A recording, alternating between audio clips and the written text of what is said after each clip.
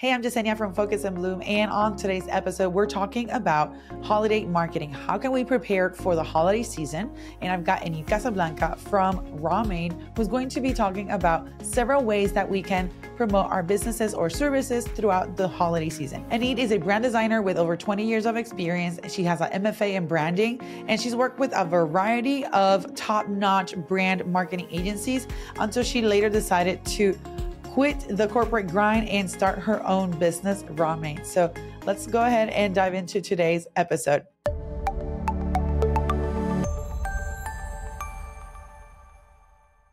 Welcome back, everybody. I'm Jasenia, your video podcast and marketing coach. And today we're going to be talking about getting ready for the holidays. So we're going to be talking about specifically like marketing campaigns, what to think about, what to consider. And joining me is Enid Casablanca from RawMade. Enid, thank you for coming and welcome to the show. Thank you so much for having me. I'm so excited to talk about all things marketing and holiday related. Yes. So it is like, at the time that we're recording this is like mid-September. So we haven't seen the boom of the holiday marketing, but it's like things are warming up a little bit. So I figured let's talk about how we can best prepare to promote our businesses, especially for small business owner, because that's one of the things that you do. Like you specialize on branding for small businesses. Correct. Yeah. I've had RawMade actually we just hit the 7-year mark earlier this month. Earlier in September. Congrats. Yeah, Congrats. you. And we are a branding website design business for small businesses. That was why we launched, to help small businesses have a brand they're proud to call their own. And that's what we've been doing for 7 years. And I don't think I'm going to change that anytime soon. Awesome. Yeah. Awesome. So, right. So with that in mind, with the small business owner and maybe even a freelancer, possibly, what are those common consumer behaviors that we can look for when creating a marketing strategy? But specifically, let's approach it as we get closer to the holiday season. Yes. Yeah, I would say like the number one consumer behavior for the holiday season is gift giving. That's pretty common, right? Like I'm already getting stressed out from thinking of like what to give people. I'm a horrible gift giver. It's not that I'm horrible. It literally gives me so much stress. So it's really good to keep in mind that as a service provider or a product provider, that you have the capability of helping somebody buy a gift for somebody else and relieving them from that stress. So knowing that, and that is a value that you offer, is very, very, very huge when it comes to marketing your business during the holidays, because you have something that people need a lot, right? You have the option to give them a gift. And if you have products, it's a little bit easier because you can have special holiday products. Maybe it's a basket, a combo of something, or if it's a holiday theme one. But if you have a service, you can do that too with gift certificates or like special promos on your service, like special discounts. So there's no excuse. And then I would say like the other biggest trend or common behavior is a lot of social media scrolling. You're just scrolling to get ideas for the holiday party that you want to do, for like the holiday gift, for your holiday outfit.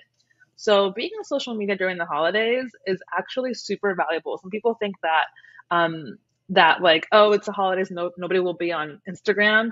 It's so not true. There's more people scrolling on social media during holidays because they might be bored at their family home and so it's a good way to like just like mindless distraction with still being with your family. So social media, gift giving, social media scrolling are I think the biggest ones that you should keep an eye on. That's very interesting and quite true, because usually during the summer, we see a little bit of a dip in terms of like engagement or following or just overall like whatever's happening on social, because people are trying to get away from their devices and like on vacation. It's the summer. Who wants to be inside? Yeah. Right. Yeah. So then obviously the whole scrolling. So it means that there's definitely more eyes on devices, on platforms, looking for stuff. So one is just, I guess, being hyper aware of just the increase in I guess, in the usage of these platforms, right? And then obviously the gift Right. giving. Yeah. And also because summer is a slow season for most businesses. I always say don't freak out because usually kids are out of school, at least in the US, the kids are out of school in the summer. So parents are doing all the things with their kids. And then as soon as school starts, that's when business usually picks up. And then holiday season is also probably like this, like I would say holiday and beginning of year is your prime time to be selling. Yeah. Oh, yes. Okay. So now, what are some of those key elements or that can help us make sure that we have a successful holiday marketing campaign, so that businesses can ensure that their brand message resonates with holiday shoppers? So, like, I really want to stress on like the brand message. Yeah. Yeah. So the key to having a brand, keeping your brand message consistent during the holidays is plan, plan, plan. I'm a huge believer in the rule of threes, you know? So I always say like repeat, repeat, repeat your marketing is the way to go. So repeat what you're selling over and over again. And plan, plan, plan is another big one. So figure out, it probably would only take a couple hours of one day to figure out a strategic plan for marketing your holiday like service or product, and figuring out, okay, what do I want to post on social media? What should I make, I don't know, 2 newsletters per month? Do I need to update my website? What else should I partner with somebody else, another business? Should I do a local event to market my services? So it really only takes a couple hours for you to plan out what it is that you should do to market your services or products during the holidays. And then in terms of brand messaging specifically, I always say that your brand visuals and your brand voice should always be intact. So it doesn't turn into like the holiday festival. So I Yeah. always say that like I always see brands that during the holidays they'll start like using like holiday fonts, you know, I don't know, like Halloween fonts, and then it's like Oh dear. and then it's like yeah, like the Christmassy fonts or whatever, and then they'll totally negate their brand colors and start using like orange and purple and then brown for Thanksgiving and then like red and green for Christmas and then blue for Hanukkah. Yeah, I'm sure you're laughing because you've seen this, right? There's no need to do that. Like stay true to your brand colors and your brand fonts and your brand messaging, and then just add the holiday element on top of that, that aligns with what you already have. And the best way to do this is honestly to pair with a professional designer that would know how to do that. Because I understand that if your area of expertise is making candles or making or dog walking or whatever it is that your service is, your design is not your area of expertise. So just maybe hire a designer. That could be part of your plan to hire a designer to do some holiday related design for you or copywriting for you, which is like the written content that is holiday related, but it's still on brand. I don't know I if love that it. answers your question, but Absolutely. yeah, I mean, you have to be consistent with your brand, and yeah. like I love that you mentioned like the rule of three and repeat, repeat, repeat. I mean, just think about Barbie, the campaign that Barbie Oh, ran. yeah. They started that a couple years ago, not just a few months ago. Oh, yeah. So it's just, you have to be doing things. You have to be repeating yourself, and so that get stuck in people's brains. Like, oh, wait, this, when something happens, it might trigger something that would then make people think about your brand or your services, and then like go to you and see how you could possibly help them in solving a problem or whatever that is. Absolutely. Yeah. I went to grab from my water bottle and I just saw that I have like a little skull with with a Santa hat on it. And this is a perfect example that it's so on brand for myself because my brand is a little bit more edgy. And so instead of me Yes, having like a traditional Santa, like why not have a skeleton Santa, right? So that's just an right. example of like you can take your brand and make it festive for whatever holiday, but always staying with integrity to your own brand values and like beliefs and all that stuff. I love that. Yeah. Okay, so what are some effective and low cost strategies that we can implement for the holiday, or in as we prepare for the holiday season in our holiday campaigns? Yes, I actually wrote down a few. So if I look over, I want to make sure that everyone listening gets all of them because I think Awesome. they're all important, right? All right. So Love that. definitely update your website. And be mindful of what I've just mentioned, that don't make your website like a holiday festivus thing. Just subtle things is more than enough. And I'm sure that we've all seen this when we go on the big brand websites, and maybe they'll have like a little sprinkle of snow over the logo, and that's it. You don't need everything to be holiday, but definitely update your website, not only to reflect the holidays, but also it's a great time to evaluate your website as like a customer who doesn't know where to go, and see if all your products are on there. And they explain what they are. It's easy to purchase them, or your services. It's a great time to optimize your website and make sure it's like on point, because you're gonna have a lot of visitors going there. Yes. Other thing is to stay consistent with your social media during the holidays. I'm not a huge like I'm never gonna be the person that's like you have to post every day. Like I'm not that kind of person. I always say just be authentic to yourself and post whenever you feel. If like it really is more, there's other ways to market, not just social media. But That's during the true. holidays, it's a good time to practice getting on some sort of schedule and being consistent, because it really is when there's more eyes than usual. So, and also practice engaging, which is putting the social back in social media, which a lot of people don't do. You just like it's not just about posting a graphic and then that's it, or a reel. Really think about how you can engage with other accounts. Also, being consistent with your newsletters. The holidays is a Oh. great time to get into a rhythm of sending out at least one, ideally two newsletters a month.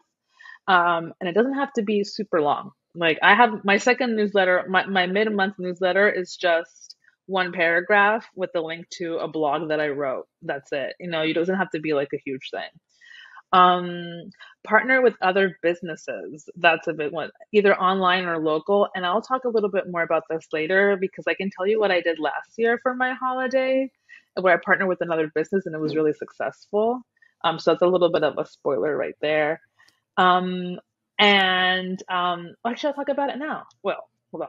Yeah. Before that, Go for before that, it. Go for I'm so it. excited. Yeah, before I'll get to it. Look for holiday market pop-ups in your local town, and sometimes you can, maybe it's like 100 something to have a booth, and if you sell one service, then it pays for itself. That's another like thing that you could do. And also put your holiday promotion in your email signature. That's something that a lot Ooh. of people don't do as well. But I'll tell you what I did. So the big thing that I did last year was I sent all my clients and people that I know gifts for the holiday. I'd never done that before. It was my first year, and it was a huge success. I partnered with a candle maker, and basically I said I'm going to market your business on this holiday gift that I'm sending out, and she gave me a discount wholesale for her candles. And so then I sent that to all my clients, and clients and people that I knew that I wanted to like you know massage a little bit, like work Yeah. with me. And I got huge response back saying like, I love it. The candle was so cute. It was like a holiday themed candle, but it was still RawMade, obviously, like branded. And so that little bit of effort, just partnering with somebody else, and then like being giving, was led to a lot of business actually at the beginning of the year. So that was really good. Awesome. Yeah.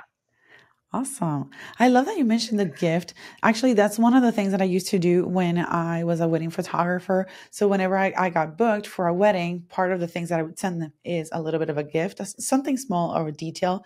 Or maybe another thing that I used to do was like once I delivered everything, I made sure to pack the actual order with a little something extra, Yeah. just to kind of like add a detail, because it shows that you care, but also it's just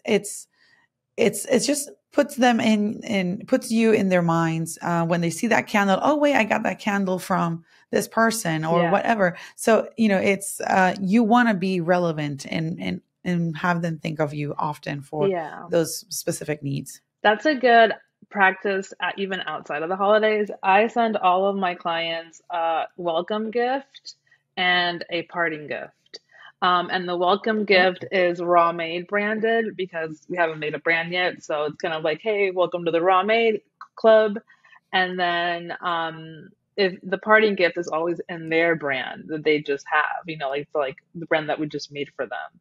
And that's been something that like I always wanted to do, but it was like I was waiting. It's hot. It's not cheap, you know. I mean, it's not super expensive, but it is like an investment. And then I was waiting till I made more money. And then after I realized I was like if I just spent $20 on this instead of like worrying about it, I would probably have more work. So it's one of those things that you have to look at the investment or your returning investment than more than anything else. So even the low cost strategies for marketing, you have to be a little bit giving and think of it as an investment and not an expense. very true. I love that. I love that.